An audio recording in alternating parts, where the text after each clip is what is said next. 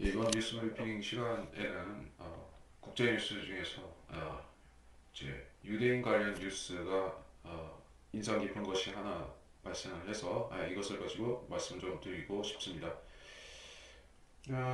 이게 뉴스 같은 게 바로 얼마 안 됐습니다. 네, 저도 사실 그 독일에서 이런 일이 있을 줄은 몰랐는데 한번 보겠습니다. TV조선 어디 유대인이 대난 묻지마 폭행 독일 반유대주의 기승이라는 제하 기사입니다. 아, 앵커 발언은 제가 어, 그 그냥 듣는 것이 나을 수도 있고 아니면 제가 읽어도 되겠는데 제가 읽겠습니다. 한낮 독일 시내 한복판에서 유대인 청년들이 그저 유대인이라는 이유로 폭행당하는 영상이 공개됐습니다. 반유대주의가 독일에서 기승을 부리고 있습니다. 이태영 기자입니다. 리포트 한 청년이 위협적으로 허리띠를 휘두르며 공격합니다. 유대인이다. 현지 시간 17일 독일 베를린 시내에서 발생한 묻지마 폭행 장면입니다.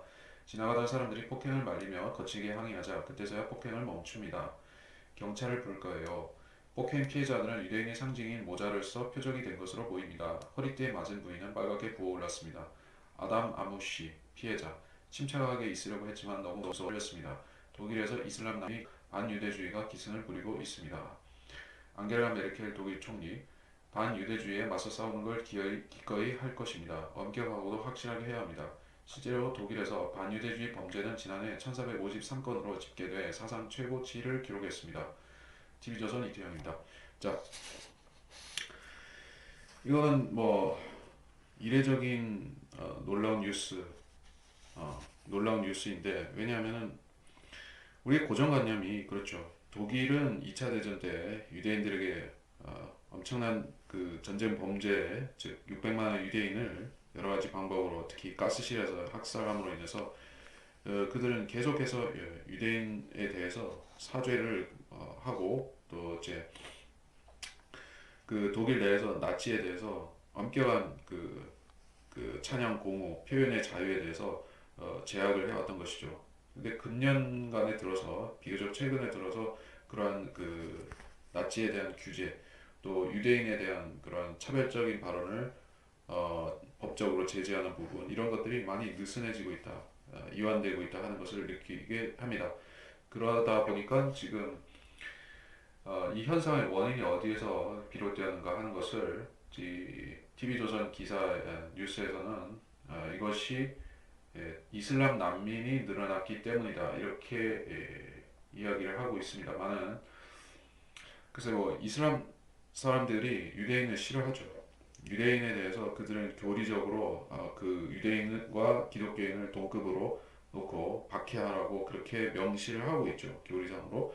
그렇기 때문에 유대인이 이슬람과 이렇게 분쟁을 하는 것은 기본적으로 이슬람의 교리 때문에 그런 것이 크고 그렇다면 이제 이슬람이 아닌 유럽 정통 유럽인들 사회에서 유대인들이 박해를 받을 수밖에 없었던 이유는 사실상 서로 주고받고 한 부분이 또 있었고 유대인들이 잘못한 부분도 거기에 존재를 했죠. 특히 독일 같은 경우에는 1차 세계대전의 결과로 해서 독일이 패망하고 이제 유대인들이 그 독일 경제권을 잡게 되면서 많은 그 독일인들 사이에 반유대 감정이 높아졌었고 그래서 히틀러가 당시에 반유대주의를 내세우면서 인기몰이를 할 수가 있었던 것이죠. 자, 그런 부분을 감안해 보면 독일이 반유대주의가 지금 없어진 이유는 무엇에 있습니까? 유대인들이 그 아직도 독일에 살고 있다는 그 사실 자체에 그거는 지금 그 엄격하게 반유대주의를 규제하기 때문에 그게 가능한 것이고 만일에 독일 정부가 진작에 그렇게 해오지 않았다고 하면 독일의 유대인 사회는 이미 없어졌겠죠. 모두 이스라엘로 돌아가든지 뭐 미국으로 이주를 했든지 그렇겠지만 지금은 그렇지가 않습니다. 사실 저는 그 독일이라는 나라가 2차 대전 때 그러한 그 유대인에 대한 참혹한 짓들을 저질렀음에도 불구하고 지금 경제적인 번영을 또 이제 국가적인 위상을 제고할 수 있는 그러한 이유가 어디에 있을 것인가? 바로 유대인들에 대해서 잘 해줬기 때문에 또 그들이 과거에 대해서 뼈저리게 뉘우쳤었기 때문에 그렇게 되어 왔다라고 판단을 합니다만은 만일 이 뉴스가 정말로 사실이고 독일인들 사이에서 그 나치주의자들과 또 이제 이슬람들이 이제 반유대주의를 계속 일으키고 있다면은 독일의 미래가 굉장히 어둡다는 생각을 또한 하는 것입니다. 사실 유럽의 다른 나라들, 뭐 프랑스, 영국, 기타 뭐 남유럽의 국가들 같은 경우에는 이제 그 반유대주의가 그 나라들에도 다 존재를 하지만은 그것이 이제 그, 그 해당 국가들이 국가 교회의 시스템을 갖고 있다 보니까 그 국가 교회에서 교리적으로 유대인들에 대해서 그 차별적인 요소, 차별적인 것들 규제 이런 것들을 거기서 갖고 있다 보니까는 유대인들 자체가 거기서는 위축이 되어서 그 박해에 대해서 그들은 이제 그 어쩔 수 없이 받아들이는 부분이 있습니다.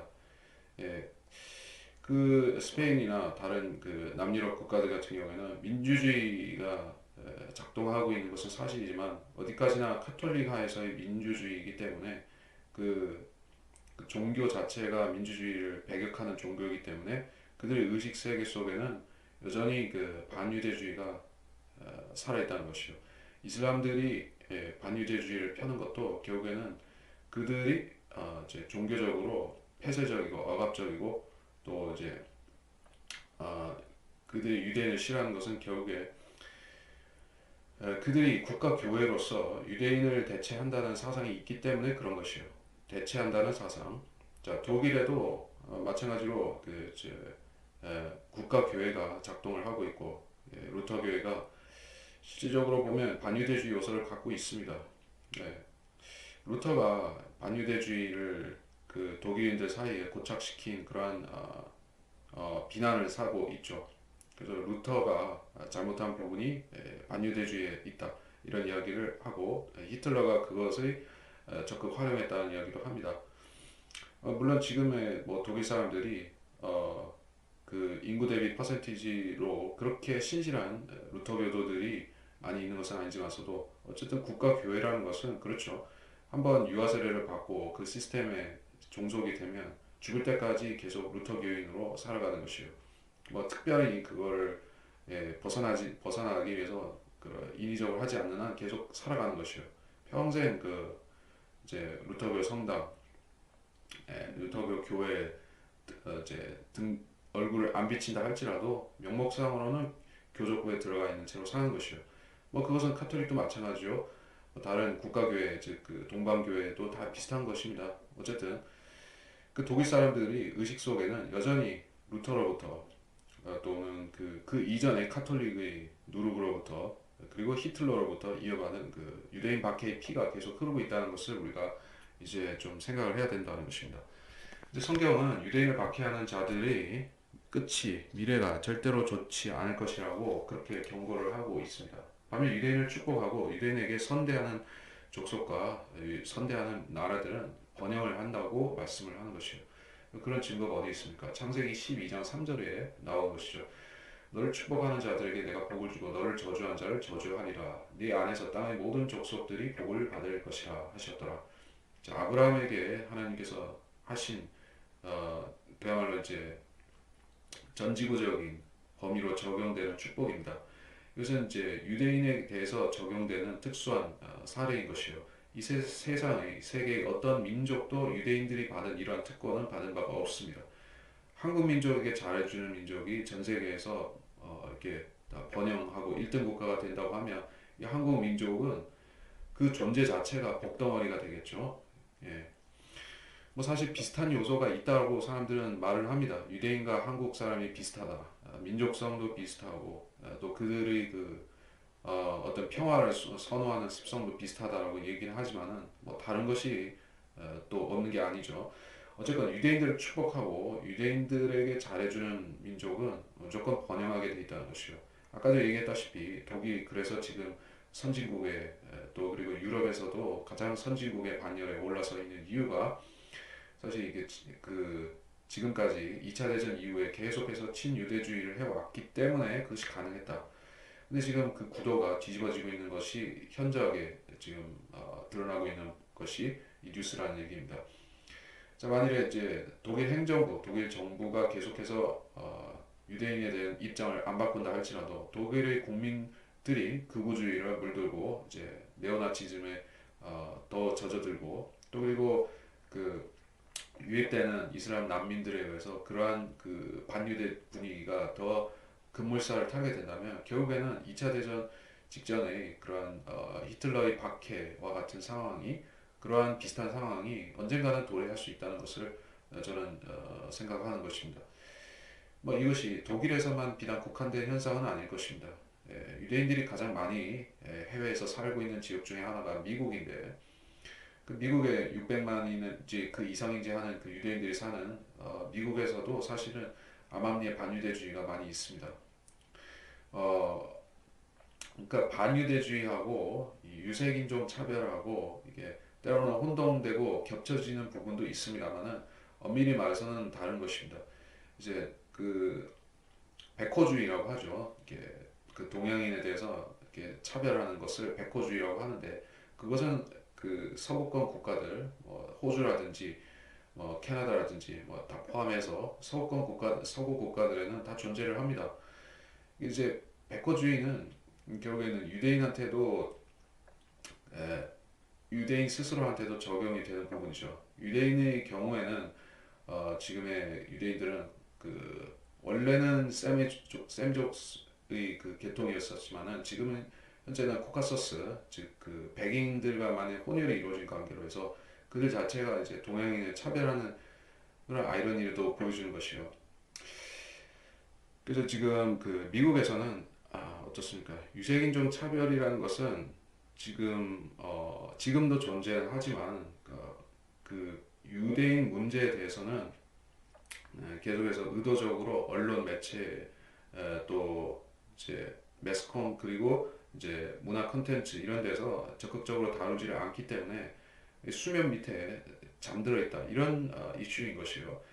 하지만 그 실제적으로는 독일에서 일어나고 있다면 미국에서도 마찬가지로 일어난다고 보는 것이 맞습니다.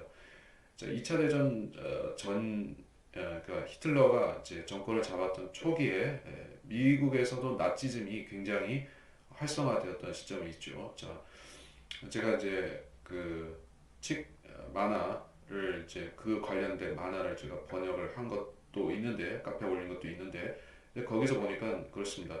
이제 미국의 나치즘이 그 활성화되고 그 미국에서의 반유대주의가 이제 그 아니 국가적으로 발전하려고 하니까 하나님께서 그때 막으셨던 것이요. 왜냐하면 이제 유럽에서 유대인들이 박해를 받아서 이제 그들 중 다수가 미국으로 이주를 하고 하는 상황에서 미국에서까지 반유대주의가 돼버리면은 유대인들이 그야말로 설 자리가 없는 것이요. 600만이 아니라 유대인 전체가 다 몰살당할 수도 있기 때문에 하나님께서 그때 당시에는 미국이라는 활로를 열어놓으신 상태였던 것입니다. 근데 지금은 어떻게 되고 있느냐? 미국도 어렵게 되고 유럽도 어렵게 된다. 그러면 이제 유대인들에게 있어서는 사방이 봉쇄가 되는 상황이 된다는 것입니다. 그것이야말로 이제 야곱의 고난의 때, 즉 성경에서 대환란에 대해서 말씀하는 야곱의 고난의 때가 가까이 왔다는 증거가 바로 그것입니다.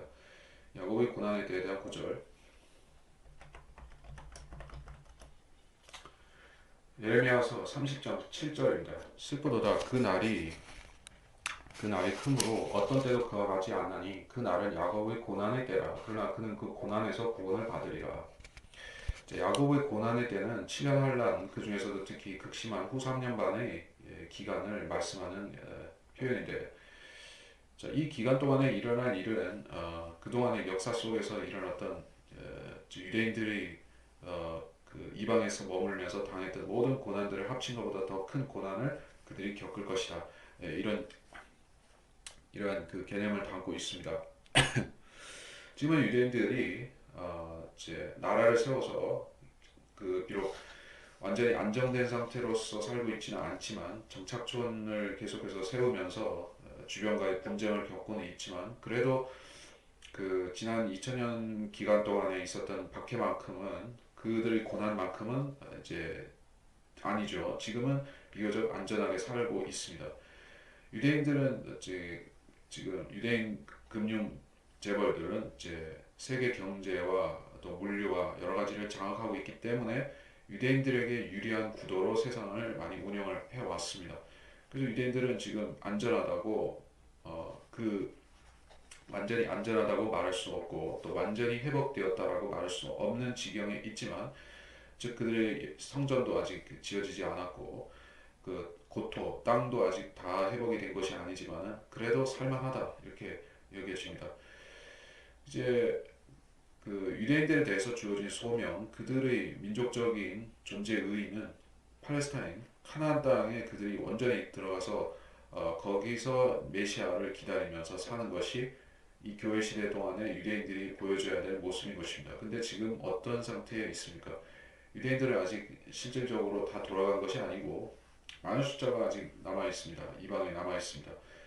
그것이 그들의 편의를 도모해서이건 아니면 들어가 살 자리가 없어서이건 간에 제가 최근에 또 뉴스를 보면 이스라엘 자체의 인구가 계속 급증가하고 있다라고 제가 지금 뉴스 검색을 할 수도 있겠지만은 그러니까 그런 뉴스를 봤습니다. 짤막한 단신이었던 것 같은데 그래서 지금 이스라엘의 인구가 천 몇백만으로 증가를 한 상태라고 합니다.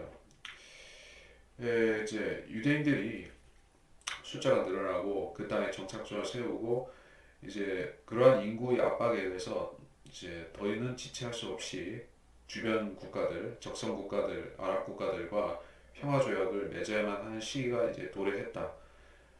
마침 때 맞춰서 지금 트럼프가 예루살렘으로 수도 예루살렘으로 대사관을 이전하면서 이제 이스라엘이 주변 나라들과 확실하게 모든 그 분쟁 문제를 정리하고 이제 해외에서 아직 머무르고 있는 유대인 집단을 다 이제 본국으로 받아들일 시기가 드디어 오고 있는 것이다 하는 얘기입니다.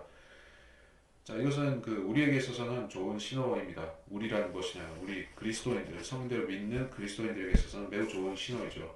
이렇게 돼야지 이 시대가 끝나는 것이고 교회 시대 대신에 유대인들을 위한 경륜, 즉 환란 시대가 열려지기 때문에 그렇습니다. 환란 시대가 열린다는 것은 우리가 그 직전에 공중으로 휴거된다는 것을 또한 의미하기 때문에 우리의 구속의 때가 가까웠다는 바로 그러한 직접적인 시그널이 되는 것이요. 유대인들이 본토로 급속하게 다 돌아가기 시작한다 하는 것은 우리에게 있어서는 굉장한 시그널이 되는 것입니다. 자, 물론 그것이 수면 밑에서 움직임은 있을지라도 우리가 본격적으로 알아채는 것은 한참 나중이 될 것이요. 근데 지금은 어떻게 되고 있냐면 우리가 뉴스를 봤지만 유대인들이 세계 도처에서 박해받고 또 반유대주의가 급증가하고 있습니다. 이거는 비단 이제 지금만에 국한된 얘기가 아니라 몇 년 전에도 그런 뉴스들이 계속 떴습니다. 그,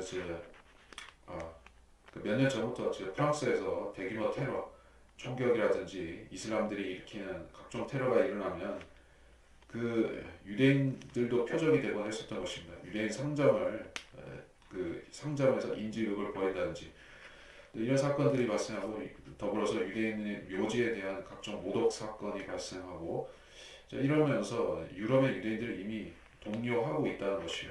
이제 더 이상 안전한 곳이 어디 없다 이런 상황인 것입니다. 결국에 유대인들은 그들이 원튼 원치 않든 본토로 돌아가야만 하는 것이에요. 미국에는 지금 도널드 트럼프라는 친유대적인 사람이 있어서 상황이 좀 좋은 것 같지만은 자 이건 우리가 지금 당장은 그렇지만은 유대인들이 그렇다고 해서 미국에 한정없이 계속 있을 수는 없는 상황입니다. 왜냐하면 그 유대인 사회는 그렇습니다. 이제 그 미국 유대인 사회가 숫자적으로 제일 많다고 할지라도 자 유대인들은 숫자로서 이제 어떤 그 승부를 보는 집단은 아니죠. 중국인들처럼 이제 숫자가 많아서 이제 인해 전술을 가지고 어떤 나라에 밀고 들어가서 공동체를 형성하고 화교들이 그렇게 하듯이 이렇게 그렇게 집단을 이루는 족속은 아니고 그들이 금융업이라든지 또 이제 기타 상업에 종사하면서 그런 이제 상업을 통해서 세력을 불리는 것이기 때문에 그들의 그 숫자는 그렇게 많지가 않은 것이요. 실질적으로 어떤 그 그 해당 지역 사회를 장악하는 유대인들을 그런 실력 있는 유대인들은 숫자가 적습니다. 그 나머지는 대부분 어, 하급 노동자 그런 유대인들이죠. 유대인들은 특별히 뭐 농사를 짓거나 또 이제 어업에 종사하거나 이런 쪽이 아니기 때문에 도시 생활을 선호하기 때문에 더더욱이 실력자 유대인들은 소수인 것이에요. 그래서 미국의 유대인들 숫자가 600만이라 해서 그 600만이 미국을 다 좌지우지 흔들어대는 그런 핵심 세력의 유대인들은 당연히 아닌 것입니다. 유럽에도 유대인들이 지금 뭐 수십만 단위로 아직 남아있다 할지라도 그들 중에서 핵심 세력은 뭐 몇천 명이거나 몇백 명 수준의 그러한 핵심 세력만 있습니다.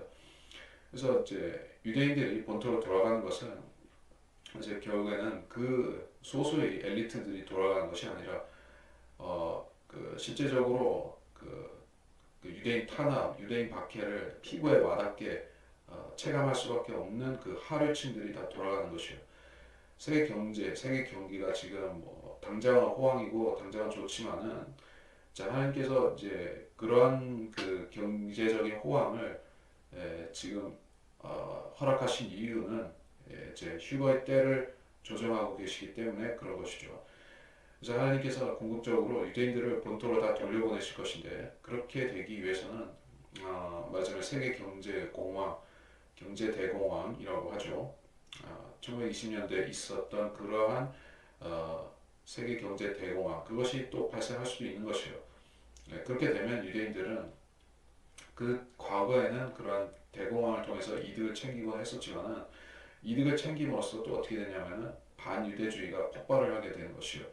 이러면서 유대인들에 대한 엄청난 박해가 일어나고 또 이제 그들은 어쩔 수 없이 쫓겨서 본토로 돌아가는 과정이 발생을 하더라는 것입니다. 그래서 지금 그런 시기가 점점 도래하고 있다는 느낌을 저는 받고 있고 이제 유대인들이 박해받는 것은 지금은 시작에 불과하다는 것입니다. 한국 사람들은 특히 그렇습니다. 이제 해외에 나가서 직접적으로 그러한 실상을 유대인들이 당하고 유대인들이 처한 실상을 보지 않은 이상에는 먼 나라 이야기로만 들을 수가 있습니다. 한국엔 유대인들이 그렇게 많이 살지는 않기 때문에 그렇겠죠. 저도 저도 한국에 살기 때문에 유대인들을 직접 접촉하는 기회는 뭐 거의 없는 사람으로서 이것에 대해서는 강건한 불처럼 이야기를 할 수밖에 없습니다. 하지만 어쨌든 이런 일이 일어나는 것은 유대인들이 본토로 돌아가야만 되는 상황이 조성되는 것은 하나님께서 이제 교회 시대를 마무리 지으실 수순으로 간다는 것을 뜻하기 때문에 저는 이 예언을 논하는 입장에서는 이것을 반드시 언급할 수밖에 없습니다. 제가 뭐 제 개인적인 생각과 제 개인적인 예측으로는 유대인들은 결국에는 조만간에 그러니까 1년 안에든 수년 안에든 조만간에 다 돌아갈 수밖에 없을 것입니다. 다 돌아갈 수밖에 없고 그렇게 되게끔 이 가나안 땅, 팔레스타인 땅에서는 준비가 될 것입니다. 그 준비가 되는 결정타는 바로 예루살렘 성전이 다시 세워지는 것이죠. 그렇게 되면서 유대인들은 전체가 다 돌아갈 것이요. 그것이 이제 침략하려는 시작하는 때가 되겠지만 우리는 그것을 다 보지는 못하겠지만 그렇게 된다는 것은 뭐 어김없이 사실입니다. 그러나 여러분이 이제 국제 뉴스를 보면서 유대인들에 대해서 관심을 가지고 본토의 유대인들에 대해서건 그 다른 나라의 유대인들에 대해서건 그들에 관련된 각종 뉴스가 나온다면 여러분은 아무리 사소하고 작은 일을 할지라도 그것에 대해서 관심을 가질 필요가 있다. 왜냐하면 그들의 일거수일투족, 유대인들의 일거수일투족이야말로 바로 예언의 시계 자체이기 때문에 우리가 그것만큼 정확하게 일기예보보다도 더 정확하게 우리의 그 예언적인 미래를 볼 수 있는 그러한 그 투시경이 바로 유대인들의 실상이다. 유대인들과 관련된 근황이다 하는 것을 저는 말씀을 드리고 싶습니다. 네, 저희 이번 시간 이것서 마치도록 하겠습니다.